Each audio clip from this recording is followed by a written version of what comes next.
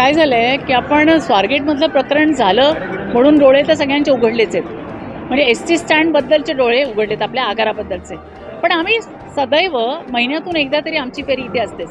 पण परवाच्या दिवशी स्वारगेटमध्ये जे प्रकरण घडायला नाही पाहिजे ते घडलं.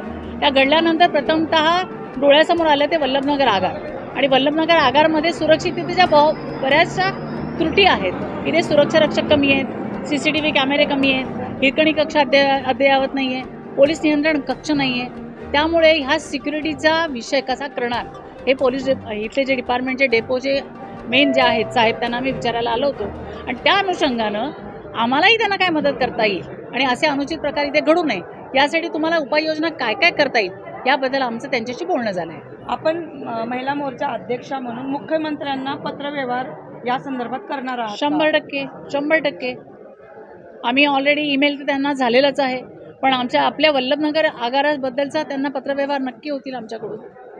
ज्या इथल्या आहेत ह्या जर गरजा तुम्ही पूर्ण करू शकला नाही तर आमच्यापर्यंत पोहोचवा. आणि आमच्यापर्यंतही तुम्ही पोहोचवल्या नाहीत आणि ह्या जर गरजा पूर्ण झाल्या नाहीत, ज्या सुरक्षिततेचा आपल्याला अभाव आहे ते जर नाही पूर्ण झालं तर मात्र यापुढे महिला नुसती रिक्वेस्ट करायला येणार नाही, तर 100% आक्रमकतेने आंदोलन पण होणार नाही. आम्ही आमच्या पद्धतीने इथे काम करू.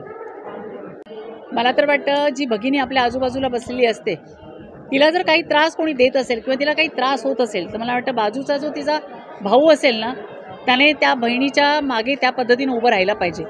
कधी कधी आपल्याला वाटतं नाही का की आपल्या घरामध्ये ह्या गोष्टी घडल्या नाही पाहिजेत, बाजूच्या घरात झालेल्या चालतात.